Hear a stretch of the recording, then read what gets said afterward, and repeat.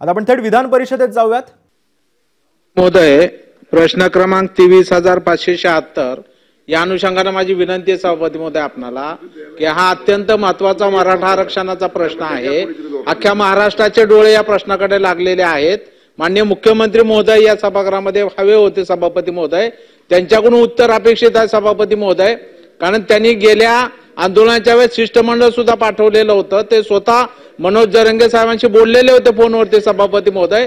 त्यांना काही कालावधी सरकारने दिलेला होता, तो आता संपत येतोय। तेव्हा या अनुषंगाने ठोस उपाययोजना सरकारकडून होणं गरजेचं आहे। त्यामुळे माझी आपणाला विनंती आहे सभापती महोदय कळकळीची की माननीय मुख्यमंत्री महोदयांना आपण पाचारण करावं, तोपर्यंत प्रश्न हा राखून ठेवा सभापती महोदय, माझी विनंती आहे। महोदया छापल्याप्रमाणे आणि आपण निर्णय द्या, पण या प्रश्नाची संपूर्ण ब्रीफिंग मी घेतलेला आहे। मराठा आरक्षण मंत्रिमंडळ उपसमितीचा देखील मी एक सन्मान्य सदस्य आहे।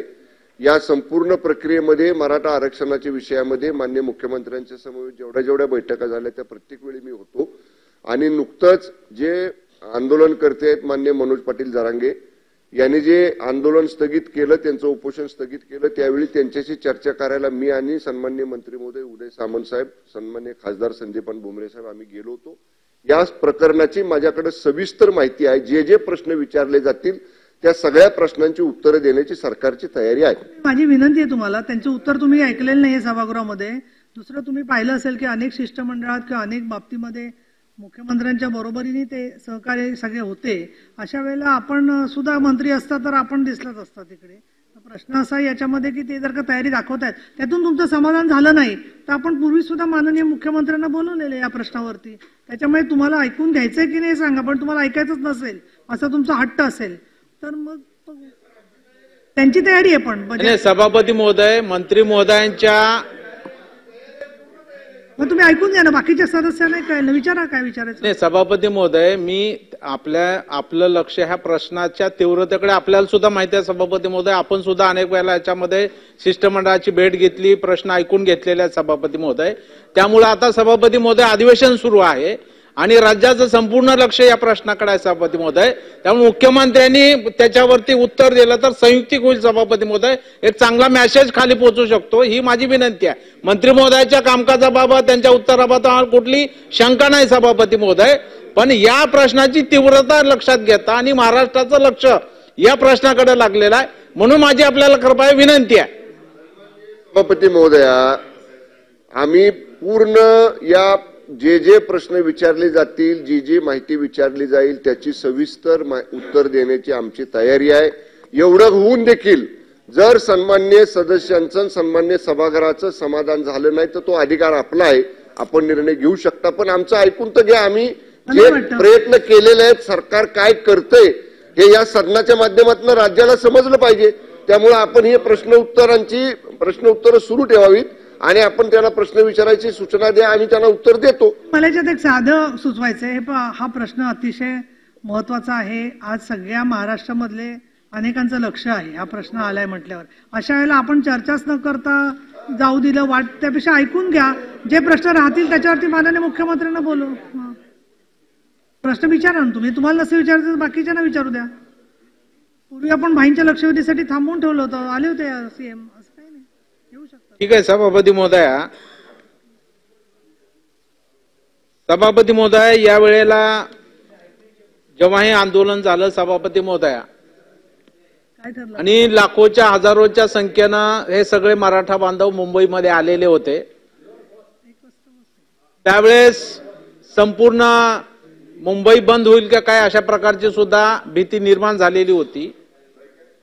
आणि त्या आंदोलनस्थळी स्वतः माननीय मुख्यमंत्री महोदय एकनाथरावजी शिंदे साहेब गेले, त्यांनी त्यांचं निवेदन घेतलं, त्यांचं म्हणणं ऐकून घेतलं सभापती महोदय, आणि 10% आरक्षण देण्याचा निर्णय सुद्धा सभापती महोदय त्या ठिकाणी जाहीर केला। त्याबाबतचा शासन आदेश सुद्धा निर्मिती केला। परंतु त्यांच्या अजून काही मागण्या आहेत सभापती महोदय, त्या मागण्या आम्ही 1 महिन्यात पूर्ण करू असं आश्वासन सरकारच्या वतीनं माननीय मुख्यमंत्री महोदयांनी प्रमुख म्हणून दिलेलं होतं, परंतु त्या मागण्या मान्य झाल्या नाहीत। म्हणून सभापती महोदय पुन्हा मनोज जरंगे पाटलांनी उपोषण सुरू केलेलं होतं आणि त्या उपोषणाला भेट द्यायला शिष्टमंडळात स्वतः माननीय मंत्री महोदय राजेसाहेब होते, उदय सामंत साहेब होते आणि ते भेट दिल्यानंतर जे काही त्यांनी आश्वासन दिले सभापती महोदय, ती आश्वासन सभापती महोदय त्यांच्या वतीनं मी या ठिकाणी 1 मिनिटामध्ये नाही, तुम्ही प्रश्न विचारा. हो, प्रश्नच विचारतो, प्रश्नावर येतो सभापती महोदय, की सगळे सोयऱ्याच्या बाबतीमध्ये जे काही हरकती आल्यात सरकारकडं त्याच्यावर 1 महिन्यात निर्णय घेऊ असं जे म्हटलेलं होतं त्याचं काय झालं? त्या हरकतीवर निर्णय सरकारचा झाला काय? त्याचबरोबर दुसरी जी मागणी त्यांची होती की ज्यांच्या नोंदी सापडलेल्या नाहीत त्यांना शपथपत्र घेऊन तुम्ही प्रमाणपत्र द्यावं, ही पण मागणी सरकारकडे केलेली होती. त्या बाबतीत शासनानं काय निर्णय घेतलेला आहे? आणि न्यायालयाकडून आरक्षण मिळेपर्यंत मराठा विद्यार्थ्यांना 100% शिक्षण मोफत द्यावं, ही पण मागणी आपल्या निवेदनामध्ये केलेली होती. त्याचा निर्णय सरकारनं घेतला काय? आणि मराठा विद्यार्थ्यांसाठी जिल्ह्याच्या प्रत्येक ठिकाणी वसतिगृह सुरू करावं याची घोषणा सुद्धा सरकारने केलेली होती, पण त्याची प्रत्यक्ष अंमलबजावणी का झाली नाही, हा माझा प्रश्न सभापती महोदय या निमित्ताने या ठिकाणी आहे. आणि आंदोलनकर्त्यावरील गुन्हे मागे घेऊ असं स्वतः मुख्यमंत्र्यांनी घोषित केलं सभापती महोदय, पण अद्यापर्यंत त्याची अंमलबजावणी झालेली नाही. तेव्हा या बाबतीमध्ये सरकार काय निर्णय घेणार आहे सभापती महोदय? मंत्री महोदय. माननीय सभापती महोदया, या प्रश्नामध्ये सर्वप्रथम आपण जर प्रश्नाचा मसुदा वाचला, प्रश्न क्रमांक 23,576, तर मराठा समाजास आरक्षण मिळण्याबाबत कायदा विधिमंडळाच्या गत सत्रात संमत झाला असून मराठा समाजाला आरक्षण जाहीर करू नये, त्यांना वेळेत दाखला न मिळाल्याने, हा पहिला प्रश्न आहे आपला. म्हणजे मूळ जे प्रश्न आहे आपण जर वाचले, आता सन्मान्य विक्रम काळे सरांनी जे प्रश्न विचारले ते याच्या बाहेरचे आहेत. त्यामुळे पहिलं मूळ जे प्रश्न आहेत आपले छापील प्रश्न, त्याचं उत्तर पहिल्यांदा देतो आपल्याला की सन्मान्य सभापती महोदया, एकूण हा जोपर्यंत जेव्हा आपण हा विशेष मराठा आरक्षणाचा कायदा लागू केला तोपासून आजपर्यंत आपण 1,36,690 दाखले हे आतापर्यंत या ठिकाणी आपण वितरित केलेले आहेत आणि केवळ 28,165 दाखले आपल्याकडे प्रलंबित आहेत. त्यामुळे आपण जे पहिल्या प्रश्नामध्ये सांगितलेलं आहे की याच्यामुळे दाखले मिळत नाही, दाखले मिळायला विलंब होतात, आपण प्रमाण जर पाहिलं तर जवळपास 1,36,000 म्हणजे 1.5 लाखापर्यंत दाखले आपण दिलेले आहेत आणि 28,000 दाखले प्रलंबित आहेत. आणि हे देखील दाखल्यांच्या संदर्भामध्ये आपण स्वतंत्र कक्ष हे प्रत्येक ठिकाणी तहसील कार्यालयामध्ये, प्रांत कार्यालयामध्ये, जिल्हाधिकारी कार्यालयामध्ये सुरू केलेले आहेत आणि या दाखल्यांची प्रक्रिया लवकर पूर्ण करावी अशा सूचना आपण या ठिकाणी दिलेल्या आहेत. नंबर 1, सन्मान्य सभापती महोदया, या बाबतीत आपण सांगितलेलं आहे की मराठा आंदोलकांनी लोकसभा निवडणुकीनंतर पुन्हा राज्यात आंदोलनाचा इशारा दिला आणि या बाबतीतलं निवेदन सरकारकडे 22/5/2024 ला या ठिकाणी प्राप्त झालेलं आहे. आणि जे सन्मान्य काळे सर म्हणाले तसं हे झाल्यानंतर माननीय मनोज पाटील जरांगे साहेब जेव्हा आंतरवाली सराटीला उपोषणाला बसले होते त्यावेळी मी स्वतः त्या ठिकाणी गेलो, त्यांच्याशी चर्चा केली. थोडंसं सभापती महोदया मला आपल्या माध्यमातून सदनाला हे आश्वस्त करायचं आहे की पहिली मागणी जेव्हा सुरुवातीला मनोज पाटील जरांगे साहेबांचं आंदोलन झालं तेव्हा मराठा समाजाला स्वतंत्र आरक्षण मिळावं ही होती. त्या मागणीच्या अनुषंगानं बराच कालावधी गेला आणि जेव्हा माननीय मुख्यमंत्री महोदयांनी या बाबतीतला निर्णय मनोज पाटील जरांगे साहेबांची चर्चा केली आणि विधिमंडळाचं विशेष अधिवेशन बोलवून आपण 10% स्वतंत्र आरक्षण देण्याचा कायदा केला. तो कायदा विधानसभेने संमत केला, राज्यपाल महोदयांची स्वाक्षरी झाली, कायदा अंमलात आला. काही लोकांनी ते न्यायप्रविष्ट केला, न्यायालयामध्ये त्या कायद्याला चॅलेंज केलं. पण सरकारनं न्यायालयामध्ये काय काय प्रयत्न केले या बाबतीतली सविस्तर प्रत्येक तारखेला काय झालं याची सविस्तर माहिती या ठिकाणी माझ्याकडे आहे. मी ती सविस्तर माहिती वाचून सदनाचा वेळ घेत नाही, पण या कायद्याला स्थगिती मिळणार नाही आणि अजूनपर्यंत तरी कोर्टानं ह्या कायद्याला स्थगिती दिलेली नाही. त्यामुळे पहिली जी मागणी होती आरक्षण द्या, ती मागणी शिंदे साहेबांनी छत्रपती शिवाजी महाराजांच्या पदस्पर्शाची शपथ घेऊन सांगितलं की मी देणार आणि तो त्यांनी दिला. आजही ते अस्तित्वात आहे. त्यानंतर प्रश्न समोर उपस्थित राहिला सगळ्या सोयऱ्यांचं काय. सगळ्या सोयऱ्यांच्या संदर्भामध्ये सुद्धा आपण ज्याचा उल्लेख वाशीचा केला, माननीय मुख्यमंत्री महोदय जो धडक मोर्चा मुंबईकडे यायला निघाला, माननीय मुख्यमंत्री महोदय स्वतः मोर्चाला सामोरे गेले. म्हणजे आजपर्यंतच्या इतिहासामध्ये राज्याच्या माननीय मुख्यमंत्री हे कधी कुठल्या मोर्चाला स्वतः सामोरे गेले नाहीत. मंत्र्यांचं शिष्टमंडळ पाठवलं असेल किंवा मोर्चातल्या प्रतिनिधींचं शिष्टमंडळ मुख्यमंत्री महोदयाने भेटायला आलं असेल, पण माननीय मुख्यमंत्री महोदय गेले. त्यांनी मान सन्मान पद प्रोटोकॉल ह्याचा कसलाही विचार केला नाही. कायदा सुव्यवस्था अबाधित राखली पाहिजे, मराठा समाजाचे प्रश्न सुटले पाहिजेत, मराठा समाजाला न्याय मिळाला पाहिजे. आपण छत्रपती शिवाजी महाराजांची शपथ घेतलेली हे साहेबांनी मनामध्ये निश्चय केला आणि तिथं गेले. सगळ्या सोयऱ्यांच्या बाबतीत सुद्धा शब्द दिल्याप्रमाणे आपण ड्राफ्ट तयार केला. जो ड्राफ्ट माननीय मनोज पाटील जरांगे साहेबांनी त्यांचे जे मुद्दे सांगितले त्याप्रमाणे प्रारूप तयार केलं, पब्लिक डॉमेनमध्ये आपण ते दिलं. आपल्याला सुद्धा ती प्रोसिजर माहिती आहे की एखादा कायदा करताना, एखादा सगळ्या सोयऱ्याचा निर्णय घेताना आपल्याला पब्लिक डॉमेनमध्ये तो द्यावा लागतो. सभापती महोदया 8 लाखापेक्षा जास्त हरकती त्याच्यावरती आल्या, 8 लाखापेक्षा जास्त. आणि मध्यंतरीच्या काळात ह्याची स्क्रुटिनी सुरू झाली. आपल्याला देखील माहिती आहे सभापती महोदया, लोकसभेच्या आचारसंहितेमध्ये सगळे स्टाफ, मंत्रालयीन कार्यालयीन कर्मचारी सुद्धा निवडणूक कामासाठी पुल ऑन केले होते. निवडणूक आयोगाला ते अधिकार होते, अगदी मंत्री आस्थापनेवरचे सुद्धा काही कर्मचारी हे 2 महिने लोकसभेच्या कामासाठी तिकडे गेले. त्यामुळे 2 महिने हे काम थोडंसं संत झालं. पण नंतर जेव्हा मी आंतरवाली सराटीला जाऊन आलो, नंतर परत मी संबंधित विभागाच्या अधिकाऱ्यांची बैठक घेतली आणि राहिलेल्या ज्या हरकती आहेत त्या राहिलेल्या हरकतीवरती सुद्धा स्क्रुटिनी करण्याचं काम विभागाने सुरू केलेलं आहे. आणि त्या सुद्धा हरकती लवकरात लवकर या ठिकाणी आपण त्याचा पॉझिटिव्ह बाजूनं किती आहेत, विरोधात किती आहेत, ज्या बाजूला आहेत त्यांचं काय स्वरूपाचं म्हणणं आहे, ज्यांचा विरोध आहे त्यांचं काय स्वरूपाचं म्हणणं आहे, जे न्यूट्रल आहेत त्यांचं काय, अशा पद्धतीचं टॅब्युलर फॉर्म मध्ये त्याची सुद्धा स्क्रुटिनी करण्याचं काम विभागामध्ये सुरू आहे. हा दुसरा विषय. तिसरा विषय सन्माननीय सभापती महोदया, माझ्याकडे आता सुद्धा काळे सर ती टिपण आहे डायरीत लिहून घेतलेलं. ज्या दिवशी मी मनोज पाटलांच्याकडे गेलो त्याने आम्हाला सांगितलं की हैदराबाद गॅजेटच्या बाबतीत तुम्ही ते लागू करा. आणि हैदराबाद गॅजेटच्या बाबतीत सन्माननीय सभापती महोदया,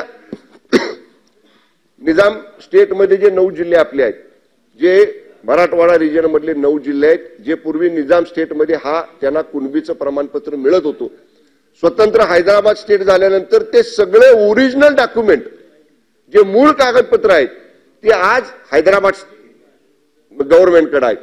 सन्माननीय सभापती महोदया, आपण 3 पत्र ही त्या स्टेटला दिली की तुमच्या सर्टिफाईड कॉपीज आम्हाला द्या. आपण बघतो सभापती महोदय सोशल मीडियावर, व्हॉट्सअपवर एक गॅजेट येतं, आणखीन एक दुसरं कुठलं तरी कुणीतरी बोगस पाठवतं काहीतरी, हे गॅजेट आहे ते गॅजेट आहे. म्हणून मी मान्य मनोज दादांना सुद्धा सांगितलं की आम्ही हैदराबाद गव्हर्नमेंटच्या मुख्य सचिवांना विनंती केलेली आहे, तुमच्या सीलचं, तुमच्या सरकारच्या सही शिक्क्याचं गॅजेटची प्रिंट कॉपी द्या, कलर प्रिंट कॉपी द्या, स्कॅन कॉपी द्या, पण त्याच्यावर तुमचा सही शिक्का पाहिजे की जे अधिकृत आम्हाला ग्राह्य धरता येईल. ते आम्ही मिळवण्याचा प्रयत्न केलाय. सन्माननीय सभापती महोदया, कालच परवा दिवशीच माननीय मुख्यमंत्री महोदयांनी जे नवीन मुख्य सचिव आलेले आहेत, ज्या श्रीमती सौनिक मॅडम यांना माननीय मुख्यमंत्र्यांनी स्वतः सांगितलं की आवश्यकता पडली तर तुम्ही स्वतः त्यांच्या मुख्य सचिवांशी बोला आणि कुठल्याही परिस्थितीमध्ये हैदराबाद गॅजेटची ऑफिशियल कॉपी ही आपल्याला प्राप्त करून घ्या. या सगळ्या बाबतीत आपल्या सुरू आहेत. आणि आपल्याला मी सन्माननीय सदस्य सांगेन की माननीय मनोज पाटील साहेबांनी मी म्हणलं होतं की 2 महिन्याचा वेळ आम्हाला द्या. आम्ही 2 महिन्याचा मागितला होता. मी सांगतो ना काय घडलं ते, तिथं रेकॉर्डिंग आहे सगळं, तुम्ही बघा काढून. टीव्हीवर ऑनलाईन चाललो, म्हणजे लाईव्ह चाललं होतं सगळं. मी त्याला म्हटलं 8 लाख हरकतीवरची स्क्रुटिनी करणं, हैदराबाद गॅजेट मिळाल्यानंतर आपल्याकडं त्या गॅजेटच्या संदर्भामध्ये जी 3 सेवानिवृत्त न्यायमूर्त्यांची कमिटी आहे, जस्टिस भोसले, जस्टिस शिंदे आणि जस्टिस सुक्रे, या 3 न्यायाधीशांच्या, सुप्रीम हायकोर्टच्या न्यायाधीशांच्या अभ्यास मंडळाकडनं त्याच्यावरचा अभिप्राय घेणं, ह्या सगळ्या गोष्टी करायला आम्हाला 2 महिने लागतील. पण मान्य मनोज पाटलांनी सांगितलं की 2 महिने नाही, त्यांनी तर पहिलं म्हटले 30 जूनच्या आतच करा. पण परत मी विनंती केल्यावर ते म्हटले आता तुम्ही आलाय, मी तुम्हाला 1 महिना वेळ देतो आणि त्यांनी 13 जुलैपर्यंतचा वेळ दिलाय. एक दिवसही सभापती महोदया आम्ही वाया घालवलेला नाही. आता जरी विधानसभेचं कामकाज सुरू असलं, माझा विभाग आहे, माझ्याकडं या अधिवेशनापुरता सामान्य प्रशासन विभाग आहे, तरी सुद्धा रोज विभागाच्या अधिकाऱ्यांना घेऊन आम्ही बसतोय.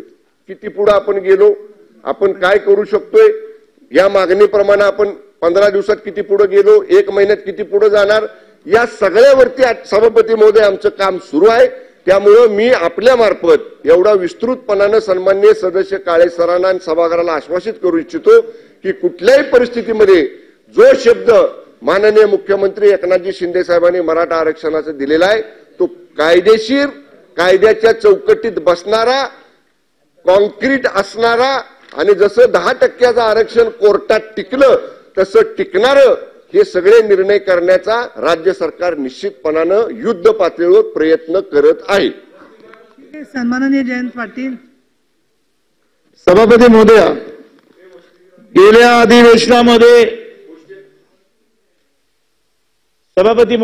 अधिवेशनात मंत्री महोदयांनी आणि शासनाने ते सांगितलं, तेच उत्तर तुम्ही या ठिकाणी देतात. सभापती महोदया, आम्ही या सभागृहामध्ये चर्चा करतो, या वेळेला गेल्या वेळेला आरक्षणाबाबत चर्चा झाली, त्यावेळेला पण आम्ही इथे मागणी केली की जातीय निहाय जनगणना पहिल्यांदा करा आणि आरक्षण वाढलं पाहिजे. आरक्षण तुम्ही 10% वाढवलं, ते वाढवता येतं का? कायद्याप्रमाणे वाढवता येत नाही. आणि त्यामुळे सभापती महोदया, या ठिकाणी आरक्षणाच्या बाबतीत जी एका कोणी शहाणीने एक केस टाकली, त्याच्यावर आज आपण सगळं थांबलेलो आहोत. म्हणजे ही सगळी लबाडी चाललेली आहे. ओबीसी समाज आणि मराठा समाजाला या ठिकाणी खेळवण्याचं काम चाललेलं आहे. सर्वसामान्य माणसाला याच्यामध्ये काही रस नाहीये आणि म्हणून हे आरक्षण वाढवण्याचं धोरण आणि त्यावर तुमच्या मंत्रिमंडळ तुमची जी कमिटी नेमली त्याच्यावर चर्चा झाली का? नंबर 1. नंबर 2, हे आरक्षण जे आहे याच्या आधी तुम्ही जे वाढवलं होतं, जसं आर्थिक दृष्ट्या दुर्बलचं आपण वाढवलेलं आहे की ज्याला तुम्ही 10% दिलेलं आहे केंद्र सरकारने, ते कुठल्या कायद्याने दिलंय? जर आपल्याला वाढवता येत नाही मग तो कुठल्या कायद्याने ते दिलेलं आहे? त्याची पण कमिटीने विचार केला आहे का? कमिटीने त्याचा अभ्यास केलाय का? आणि तिसरा प्रश्न, जातीय जनगणना तामिळनाडूने केली, बिहारने केली, बिहारला परवा स्टे आलेला आहे, त्याबाबत विचार-विनय राज्य शासन हे आरक्षण देण्याबाबत देताना करेल का? या 3 माझ्या प्रमुख प्रश्न आहेत. सभापती महोदया, सन्माननीय ज्येष्ठ सदस्य भाई जगताप साहेबांनी, जयंत पाटील साहेबांनी जे सांगितलं, आपण हा 10% आरक्षणाचा कायदा करताना दोन्ही सभागृहांनी एकमतानं हा कायदा पारित केलेला आहे. हा कायदा करताना या बाबतीतलं विस्तृत या ठिकाणी सभागृहाचं मत, शासनाचं मत, हा 10% आर्थिक मागास कसा आहे हा समाज, हे पटवून देणारं विस्तृत विश्लेषण त्यावेळी आपण केलेलं. नंबर 1. आणि राहिला प्रश्न जातीय जनगणनेचा, तर हा माझ्या माहितीनुसार आजच्या या प्रश्नाच्या स्कोपच्या बाहेरचा प्रश्न आहे. या बाबतीत सविस्तर शासनाची भूमिका या ठिकाणी मी नंतर या ठिकाणी सभागृहाच्या निदर्शनाला आणून देतो. वसतिगृहांच्या बाबतीत ज्या ठिकाणी आपण वसतिगृहाची बांधकामं सुरू केलेली नाहीत अशा ठिकाणी भाडे तत्वावर आपण वसतिगृह सुरू केलेली आहेत आणि सर्व विभागीय आयुक्तांना यासाठी जागा, सरकारी जागा वसतिगृहाच्या उपलब्ध करून देण्याचे सक्त आदेश विभागीय आयुक्तांना दिलेले आहेत. जिथं जिथं जागा उपलब्ध झाल्यात तिथं तिथं मॉडेल प्लॅन आपण त्या वसतिगृहांचा तयार केलेला आहे. जिथं जागा उपलब्ध झाल्यात त्या ठिकाणी आपण वसतिगृहांची कामं सुरू केलेली आहेत. सन्माननीय काळे सरांनी पोलीस केसेसचा एक विषय सांगितला आणि तोच प्रश्न माननीय मनोज पाटलांनी सुद्धा सांगितला होता, जो त्या डायरीमध्ये मी लिहून घेतलेला आहे, तो राहिला मगाशी मला उत्तर द्यायचा. याच्यामध्ये सन्माननीय सभापती महोदया, राज्य सरकारची भूमिका आहे की 5 लाखापेक्षा जास्त नुकसान झालं असेल तर आपण ते गुन्हे मागे घेत नाही. या बाबतीत माननीय मनोज दादांना सुद्धा मी सांगितलेलं आहे, जे गुन्हे जिल्हास्तरीय समिती आहे त्या समितीनं गुन्हे मागे घेण्याची शिफारस केलेली आहे. असे जवळपास 157 गुन्हे आहेत आणि 36 गुन्हे असे आहेत की ज्या गुन्ह्यांवरची शिफारस समितीने केलेली नाही.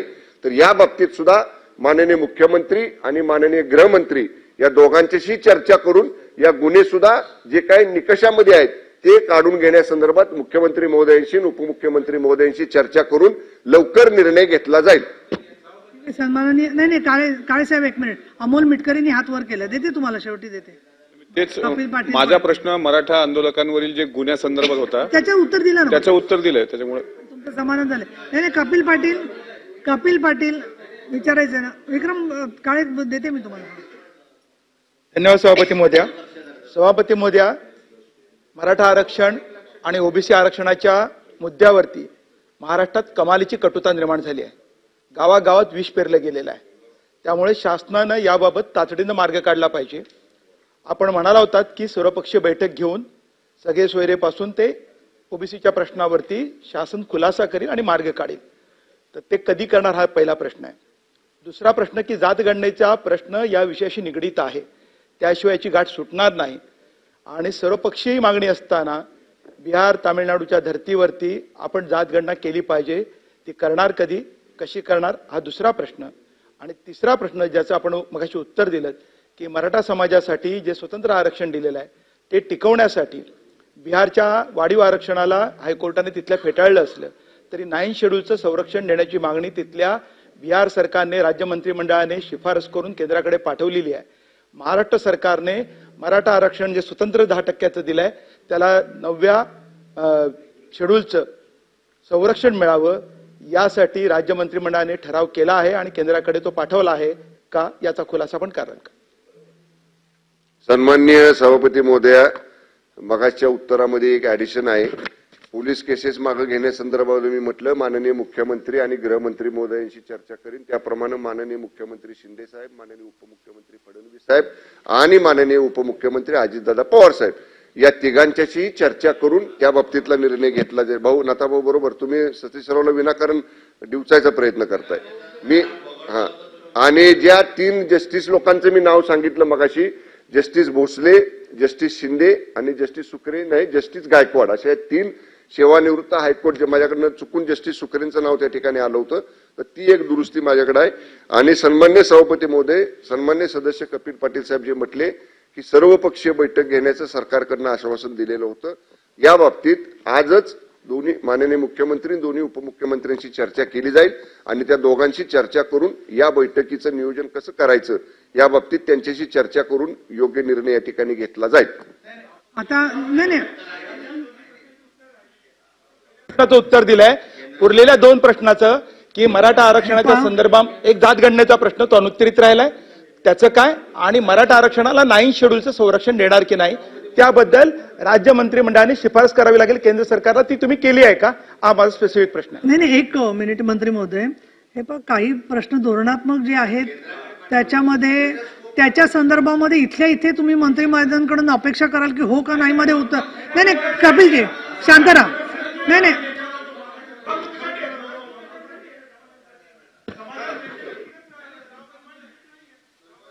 नाही ठीक आहे, तुमचं समाधान झालेलं नाहीये. नाही, पण सन्माननीय सभापती महोदया, माननीय कपिल पाटील साहेब म्हटले की शेड्यूल 9चं संरक्षण मिळण्याच्या अनुषंगानं केंद्राला विनंती करणार का. बिहार राज्यानं कशा पद्धतीनं तो प्रस्ताव तयार केलेला आहे, कशा पद्धतीनं ठराव केलेला आहे, कुठल्या गोष्टींचा त्याला आधार घेतलेला आहे. आपण 10% आरक्षण दिलं आणि त्यांनी जे वेगळं आरक्षण दिलं याच्यामध्ये काय तफावत आहे. मराठा आरक्षण मंत्रिमंडळ उपसमिती समोर या सगळ्या बाबी ठेवल्या जातील. पहिल्यांदा एक मिनिट ऐका, पहिल्यांदा मंत्रिमंडळ आरक्षण उपसमिती याच्यावरती स्वतः अभ्यास करेल आणि त्याप्रमाणे मंत्रिमंडळ उपसमितीचा अहवाल आम्ही मंत्रिमंडळावर घेऊ. कपिल पाटील नाही आता पद्धत योग्य नाहीये, त्यांचं पूर्ण होऊ द्या. असं नाही तुम्ही नाही पण तुम्ही त्यांचं पूर्ण झाल्यावर बोला ना. हे पण त्यांचं पूर्ण झाल्यावर असं मंत्री बोलताना तुम्ही नाही वारंवार खंडित करू शकत नाही. तुम्ही खाली बसा, त्यांचं झाल्यावर बोलायला देते मी. माननीय सभापती महोदय, मी एवढं स्पष्ट सांगतोय, बिहारचा निर्णय होऊन किती दिवस झाले, 1 महिना 1.5 महिना झाला, बरोबर आहे. ऐका ना, सन्माननीय कपिल पाटील खाली बसा. एवढं विस्तृत उत्तर मी देतोय. बिहार सरकारनं कुठल्या बाबींचा आधार घेतला, तो ठराव करताना कुठल्या गोष्टींचा समावेश केला, आपण दिलेलं आरक्षण, त्यांनी दिलेलं आरक्षण याच्यामध्ये काय फरक आहे, या सगळ्या गोष्टी पहिल्या उपसमितीकडे आल्या पाहिजेत ना. मराठा आरक्षणाशी संबंधित आहे ना, त्याच्यासाठी कॅबिनेटनं उपसमिती नेमलेली आहे ना, त्यामुळे या सगळ्या गोष्टी उपसमितीकडे येतील. येणाऱ्या बैठकीमध्ये मंत्रिमंडळ उपसमिती जी आहे त्या येणाऱ्या बैठकीमध्ये या सगळ्या गोष्टींवर चर्चा केली जाईल आणि निश्चितपणे आरक्षण टिकण्यासाठी जे करावं लागेल ते निश्चितपणाने हे सरकार करेल. आता पुढच्या प्रश्नाकडे चला. राहिलेल्या विषयावरती परत आपण चर्चा घेऊ शकतो आणि त्यांनी सांगितले उपसमिती नाही. आता खूप वेळ झालेला आहे आणि अजून प्रश्न सरकार सोडवण्यासाठी बांधलेले तुम्हाला सांगितलेले. दरम्यान टिकणारं आरक्षण देण्याच्या भूमिकेत सरकार असल्याचं मंत्री शंभूराज देसाई यांनी म्हटलंय. एबीपी माझा, उघडा डोळे बघा नीट.